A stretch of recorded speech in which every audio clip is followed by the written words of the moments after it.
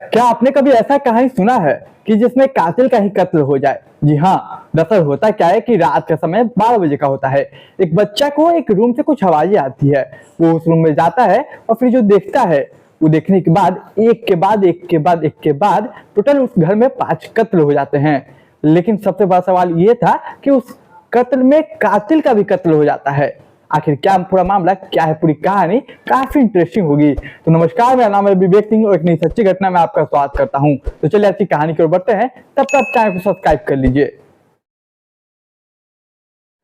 तो देखिए, आज की हमारी जो कहानी है वो कहानी है एमपी में एक जिला है भिंड। इसी भिंड जिले में एक शहर है, शहर कोतवाली। उसी के अंतर्गत आने वाला एक इलाका, जिस इलाका नाम है वीरेंद्र नगर। इस वीरेंद्र नगर तारीख थी 14 मई साल 2016। एक 12 साल का लड़का जिसकी उम्र थी नीलेश शर्मा। नीलेश शर्मा जो 12 साल का था, वो अपने घर से कुछ दूरी पे अपने मौसी के घर जा रहा था। तकरीबन सुबह के 9 बज रहे थे। अब मौसी के घर कुछ 4 कदम पे दूर थे, तो वो जाता है। जैसे वो जाता है, देखता है कि सामने मेन जो गेट है उस पर ताला लगा है। अब वो बच्चा जो था वो दिमाग लगाता है, दिमाग लगा के ऊपर चढ़ जाता है छत पे। वहां से झांकने की कोशिश करता है कि वाकई में घर में कोई है या नहीं है, क्योंकि इससे पहले उसने आवाज लगा लिया था, लेकिन सामने से कोई रिस्पॉन्स नहीं आया। जब वो ऊपर से अंदर की ओर दृश्य देखता है तो मानो कि उसका दिल मचल जाता है। जी हाँ, वो देखता है कि घर चारों तरफ खून खून सना है और कई लाशें पड़ी है। फौरन ये भाग के अपने माता पिता के पास आता है, ये खबर देता है। ये खबर आग की तरह तेजी से पूरे शहर में, पूरे गांव में फैल जाती है। इसी में से किसी ने पुलिस को कॉल कर दिया। अब जब जैसे ही पता चलता है पुलिस को कि घर के अंदर पूरा खून हो गया है, खून से सन गया है घर, तो पुलिस भी पूरा बल लेके, यानी ये पुलिस बल लेके आ जाती है। अब जैसे ही पुलिस आती है, गेट को खोलती है और उसके बारे में पता किया जाता है, तब पता चलता है कि इस घर की जो मेन है मुखिया, उनका नाम है अरीना शुक्ला, जो कि एक विधवा है। उनका पति का देहांत लगभग साल 2024 में 14 में हो गया था और अभी साल 2016 की कहानी है। उनकी एक बेटी है छवि, जिसकी उम्र तकरीबन कह सकते हैं 10 साल। अच्छा, इसके बाद उनका एक भतीजी थी जिनका नाम था अंबिका, जिसकी उम्र लगभग 16 साल। इनकी एक भतीजा था जिसका नाम था गोलू, और एक और उस घर में बच्ची थी जिसका नाम था महिमा। टोटल 4 बच्चे थे और एक महिला थी। पांचों का कत्ल बुरी तरीके से किया गया था। मानो कि 4 बच्चे थे जिनकी उम्र 14, 13 साल, 10 साल और 16 साल ऐसे था, जिसमें से छवि, गोलू, अंबिका और महिमा नाम था। अब सवाल ये क्या कि कोई कत्ल ऐसा क्यों करेगा? 4 बच्चों को क्यों मार देगा और एक महिला को जो कि विधवा है उसे क्यों मारा जाएगा? पुलिस इन्वेस्टिगेशन करती है, आगे तहकीकात करती है। घर के सामानों को देख के लग रहा था, घर के हुलियों को देख के लग रहा था कि शायद कोई डकैत रात में आए होंगे और वो लूटपाट कर रहे होंगे। इसी दौरान इन लोगों की नींद खुली हुई तो मार के चले गए। लेकिन क्या वाकई में ऐसा कुछ था? ये तो आगे पता चलेगा। समय गुजरता है, तमाम पड़ोसियों से पूछताछ करती है पुलिस कि आपने कुछ देखा या नहीं देखा। तमाम इन्वेस्टिगेशन पुलिस करती है, प्रोसेस को आगे करती है, रिपोर्ट आगे बढ़ाती है। 24 घंटे के अंदर पुलिस एक लड़के को अरेस्ट करती है, और जो लड़का था उसी शहर में रहने वाला गोविंदपुर का, जिसका नाम था नीतीश दृष्टि। अब नीतीश दृष्टि को 24 घंटे के अंदर अरेस्ट किया जाता है और उसके बाद उससे कड़ी पूछताछ की जाती है। अब इसे अरेस्ट किस बेस पे किया गया ये मैं आपको लास्ट में बताऊंगा।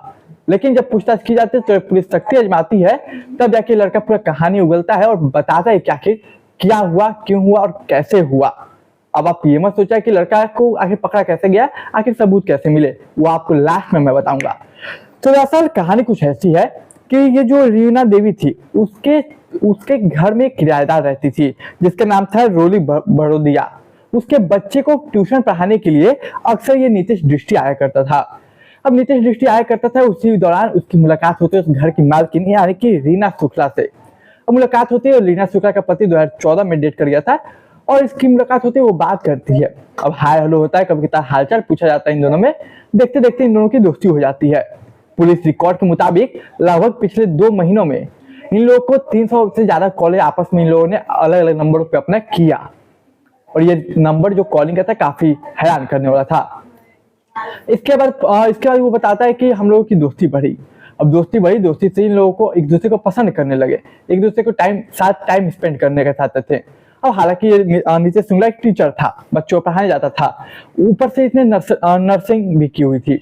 अब नर्सिंग की हुई थी तो कुछ दवाइयों की जानकारी थी।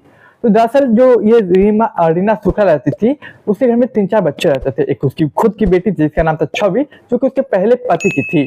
गोलू भतीजी और भतीजा ये लोग थे, मतलब भतीजी भतीजा थे। गोलू हो, अंबिका हो या महिमा थे, तमाम लोग भतीजा लेकिन उन्हीं के घर रहते थे।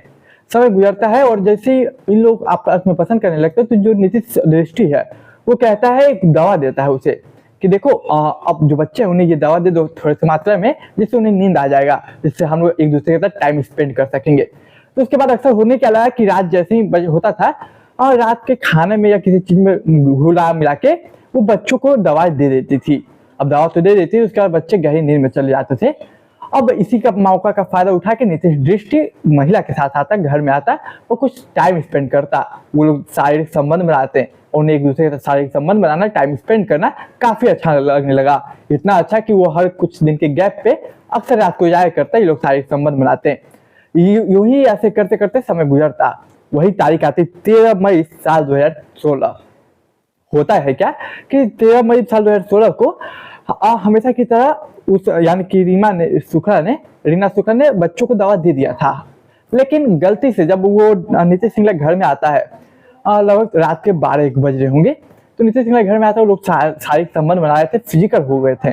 तो उसी में से एक बच्चा को शायद अच्छा से पूरी तरीके से नींद नहीं आया था, या फिर कहिए कि उसे अच्छा से दवा नहीं दे पाई, जिसमें से वो गोलू था, जिसकी उम्र तकरीबन 10-12 साल के बीच की होगी।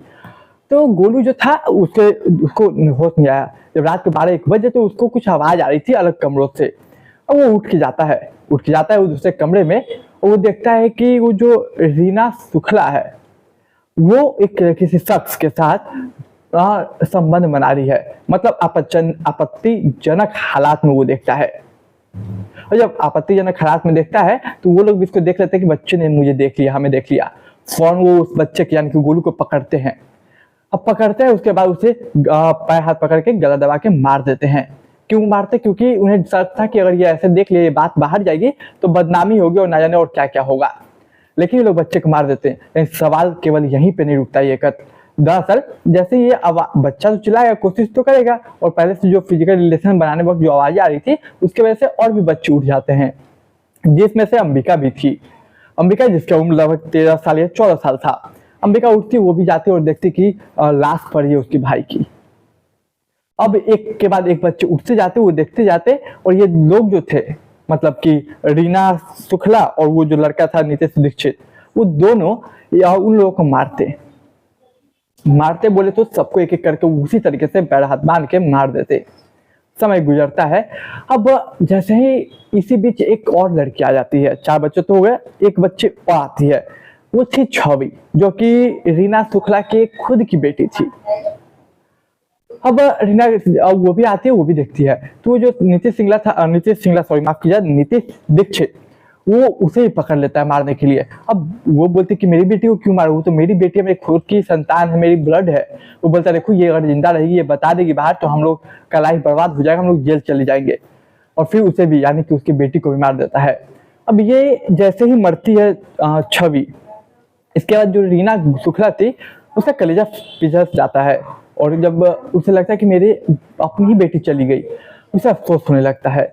अब ये चीज देखता है नीतीश दीक्षित, वो बोलता है कि अगर ऐसी बिहेव करेगी, ऐसे वो रहेगी, तो हम तो फंस जाएंगे, और हम क्या, मैं भी फंस जाऊंगा। ये बात बोलता है कि देखो ऐसे बिहेव मत करो, नहीं तो तुम भी फंसोगी, मैं भी फंसूंगा, और पूरी जिंदगी जेल में काटनी पड़ेगी। लेकिन देखिए कुछ ऐसा होता है कि नीतीश दीक्षित उसे भी नहीं छोड़ता, बल्कि रीना शुक्ला को भी वो मार देता है, और इसलिए मारता ताकि वो ना फंसे। फिर अगली सुबह यानी कि 14 मई साल 2024 को 12 साल का लड़का जो कि नीलेश शर्मा था, वो जब अपने बुआ के घर जाता है, या सॉरी मासी के घर, तब जाके वो देखता है, फिर इस पूरा मामला खुल के सामने आता है। और अब बात करते कि आखिर कैसे इस पे पुलिस को डाउट हुआ। जब पुलिस इन्वेस्टिगेशन करी थी तो इन्वेस्टिगेशन के दौरान कॉल डिटेल्स को चेक किया गया। उस कॉल डिटेल में 300 से ज्यादा कॉल पिछले 2 महीने में थे। वो किसके थे? तो वो नीतीश दीक्षित के थे। इससे एक बात तो क्लियर होती है कि मतलब 4 दिनों में 300 से ज्यादा कॉल, मगर रिलेशन कुछ ज्यादा गहरा है। दूसरा कि पुलिस इस बेसिस पे उसे उठाती है, और जब धमकाती क्या, डराती है, सख्त आजमाती है, तो वो उगलने लगता है। दूसरा कि फॉरेंसिक जब टीम गई वहां पे, तो वहां पे कुछ लोहे का सामान रखा हुआ था जिसपे इसके फिंगरप्रिंट मिले थे। अब उसे भी वेरीफाई होता है किसने कत्ल किया। इसके बाद कुछ सीमन के ट्रेसेस मिले थे उस रूम में, उससे इसके सीमन के ट्रेसेस को मिलाया गया और फिर फिंगरप्रिंट मिल ही गया था। ये तमाम चीजें मिलने के बाद पुलिस शक के आधार पर उसे गिरफ्तार करती है, सख्ती आजमाती है, तो वो सब बक तोते की तरह उगल देता है। तो ये थी एक सच्ची घटना जो कि मुझे लगा आपको सुनानी चाहिए। इस कहानी सुनाने का उद्देश्य किसी की भावनाओं को, किसी के दिल को ठेस पहुंचाना नहीं, बल्कि समाज में जागरूकता फैलाना है। तो उम्मीद करता हूं आपको आज की कहानी पसंद आई होगी। चैनल को सब्सक्राइब कीजिए, वीडियो को लाइक कीजिए, शेयर कीजिए। मैं मिलूंगा एक नई कहानी में, तब तक के लिए मुझे इजाजत दीजिए।